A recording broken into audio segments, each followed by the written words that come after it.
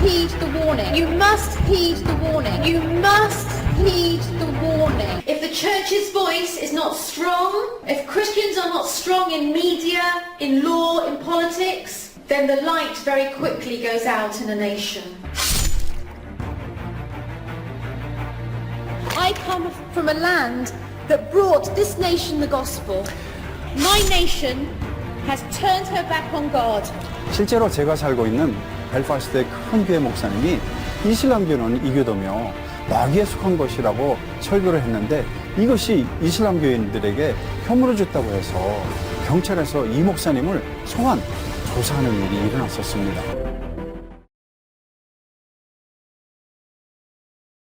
Yes, well, it may seem very surprising, but England has moved very rapidly away from her Christian roots in the parliamentary systems and the judicial systems. And so what we have seen, and particularly with the legalisation or the recognition of homosexual partnerships, all around the issue saying that these are rights, what we've seen is that Christians, just for living out their faith and speaking out their faith, find themselves in trouble.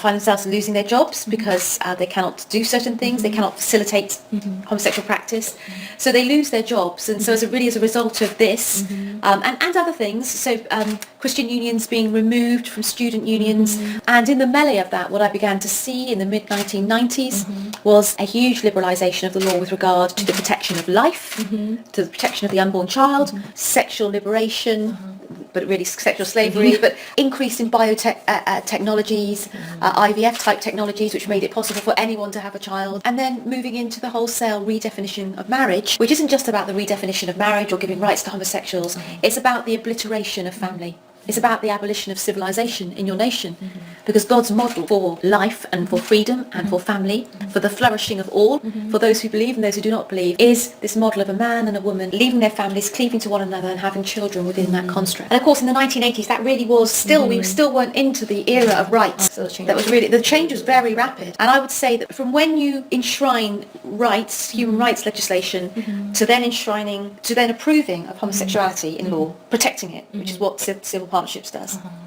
You now say this is an approved act, and it's about the act. Once you do that, I would say you have, well, we had 10 years, but it's taken 10 years to lose almost all our social anchors. And I would say if South Korea does it, then it's going to be even more rapid because the world is getting faster and faster, and the changes happen faster and faster. But we have to remember that it then has an impact way beyond just marriage. It has an impact on children, because then comes the push to have children, which is very strong, because now you can have children because it's possible, because you can have them by way of donor sperm, you can have them by way of surrogacy, everything. You can have them by way of fostering and adoption. So suddenly everything becomes possible. Every family, there's a possibility for every kind of family. And so this is also the wholesale redefinition of what life is, and it commoditizes children. You kind of hire a womb, you select a sperm donor. This is kind of going, and then you deliberately deprive a child of a mother or a father. So all of this happens once you legislate in this direction. Yes, I think it's more than just the Equality Act. I mean, I think there are a lot, I think its key points will be 1967, the Abortion Act. So you don't protect the unborn child. The unborn child does not have personhood. First, 1978, first test tube baby, the possibility of creating babies out with the act of sexual union.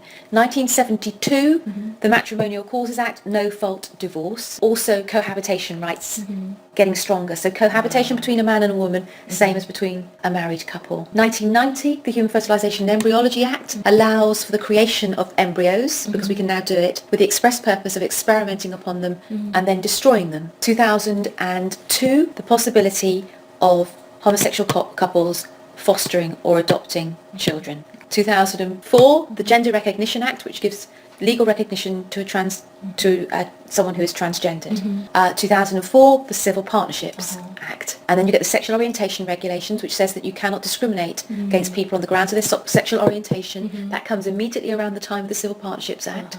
Civil Partnerships Act looks exactly like marriage in everything but name. They say it never will be, but it absolutely always was. And then you get to the Equality Act, which says that in the provision of goods and services, you must not discriminate on the grounds of race, sex, age, sexual orientation. And then 2010, Sexual Orientation Act. 2014, Same-Sex Marriage Act.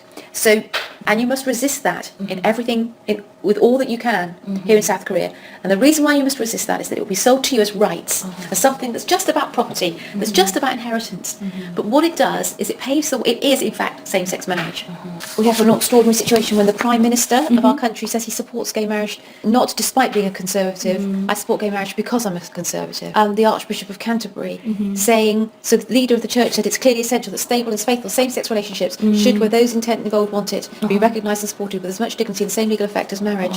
So the church sends a very unclear signal. And my message here is that the church must send a very clear signal about what it believes with regard to marriage, because I think that the key to our failure has been that the church has not been clear on this.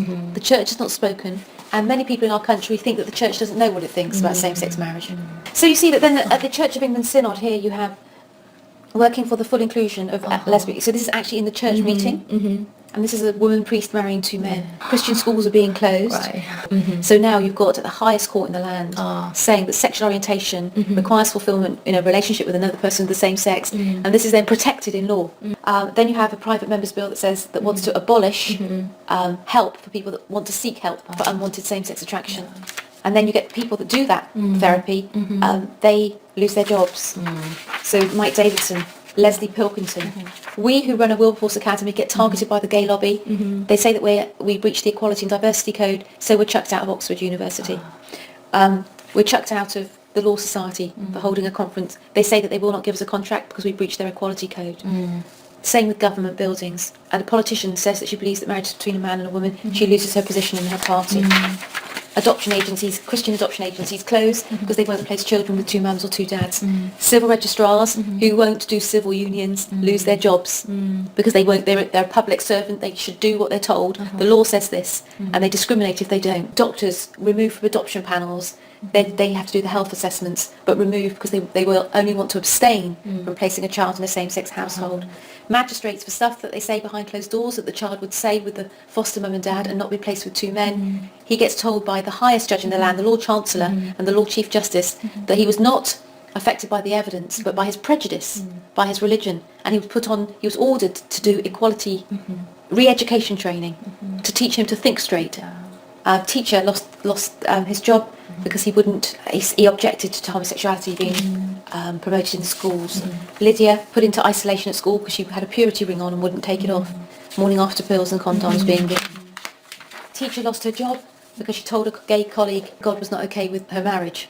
The gay colleague asked her, and that's what she said, and she was dismissed for gross misconduct. Nursery school teacher told her to stop singing songs about Jesus, otherwise she'd lose the university grant. Foster carers lose their ability to foster because they won't promote homosexuality to children in their care. And the Equality and Human Rights Commission that intervenes in the case, which is a government body, says that these foster carers would infect the children with their Christian views. So they call Christianity an infection. Street preachers are being arrested. Police are urging the public to film street preachers, to get evidence against street preachers. Take your Christian status down off Facebook, teacher, otherwise you'll lose your job. Nurses sacked for offering prayer. Homelessness prevention officers sacked for offering the hope of healing to a sick woman. Teachers sacked. People told to take out their cross. These are all our cases in recent months.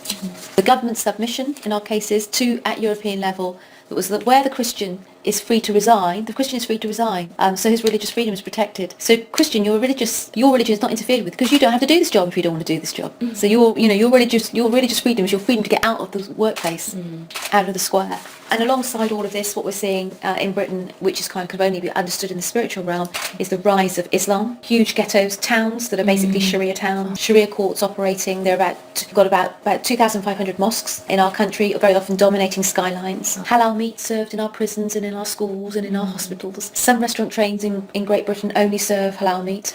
We've known God, but we've kind of exchanged the truth of God for a lie.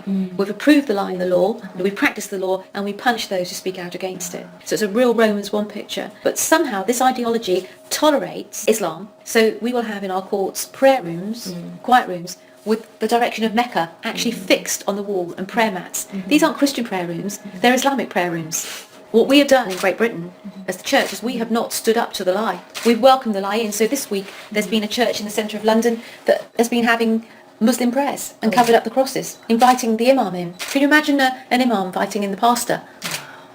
So we've had that this week. We've got clergymen marrying one another, two gay, looks, and nobody's saying anything about it. So the question is, but how has this happened? It's because the church has been silent. And I think when I look here in South Korea and I see all these amazing Christians and amazing movements, I say, do not get too busy running your programs. Do not get too busy looking just after one another and building your ministry streams and your Bible studies and even your good works. Even your feeding the poor and going out and rescuing the prostitutes. These things are important. We've got to continue them. But if you do that and don't talk about Jesus, the government's happy. What you've got to do is engage whilst you still can with the government, with the powers that be, on the issues that are truth issues that will impact whether or not South Korea stays Christian, whether or not it stays this fantastic and free and wonderful country, which it is. And that's in large part because it's Christian infused. And if not, you're looking down the barrel to England and to what we have lost. And it's because the Christians didn't speak. They were ashamed of Jesus. They were flabby. They were happy having their cups of coffee. Actually did not want to come into conflict with the world when the world was going to obliterate God's model for life, the protection of life and the protection of family. And so my message, my very clear message and my very clear warning to the Christians of South Korea is find your voice in the public space. Jesus doesn't just deal with individuals. He deals with families, communities and nations. South Korea belongs to Jesus. South Korea needs to be a beacon on the hill of the world, standing against the lie that does no one any good, not even the homosexual, which is the whole freedom of homosexuality, the redefinition of marriage. This is an assault on God's model for family.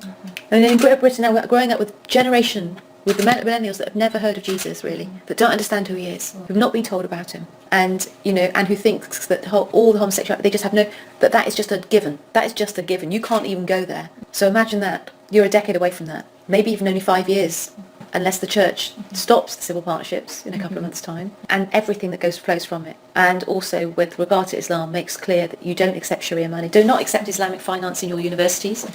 Do not accept Islamic finance in your industries. Do not accept Sharia compliant finance in business. Just do not do it. If they want to do business, it has to be done the South Korean way. The strategy is, there's one strategy, and that is that the church has to be vocal and visible for Jesus, not ashamed of him and his words. And right now, today in South Korea, the church has to come out in force and resist civil partnerships, because that will lead to the redefinition of family. This is not about it's not about rights. So it's not to be taken in. You have to resist now. And if you don't resist today, it will be lost. After this, you've lost it. Because it's inevitable. Everything flows from that. And the thing is, when I was in 2003 and 2002, when I was working on this, people said, a lot of Christians said, it's just about rights, don't worry. And I said, no, this looks like marriage. So no, just don't worry. I said, people are going to lose their job. No, don't worry, you're scaremongery. But you know what? I was right. I take no pleasure in saying I am right. But in South Korea, you have no excuse, in a sense. You've seen what's happened to the West. And do we look happy? Does the West look happy? No, we look sad. Are our young people happy? No. They're over-sexualized. They're saturated in sex. Sexual imagery, pornography, sexually transmitted diseases, confused. It's agony. It's dark. And so the message is now is the moment, actually. And God only has one strategy, and it's his people. And so it's whether or not his people will speak up for his name and for his glory and for his truth and for the sake, really, not just of Christians, but for the sake of the civilization that is South Korea, for the sake of the nation. It's Save Korea. It's Act for Korea. The key there is that you do this in numbers. But actually, what the church has got to do is if enough voices say, this is about family and children and what is beautiful. This is what we're fighting for. We're not against anyone. We're for everyone. But then what's going to happen is that enough church leaders have got to come out. You see, our church leaders haven't come out. So when I speak up on the television, people can say, well, she's just phobic and marginalised and extreme. Yeah, but if there are enough leaders in South Korea, Christian leaders that will stand up, and then young people like yourself involved in movements, then if you make a very big, Christians come out and make a big rally for life, rally for family, and make this very vocal and visible from now. From now. This is what you have to do to make the difference, but you have to do it in numbers, and your people have to speak.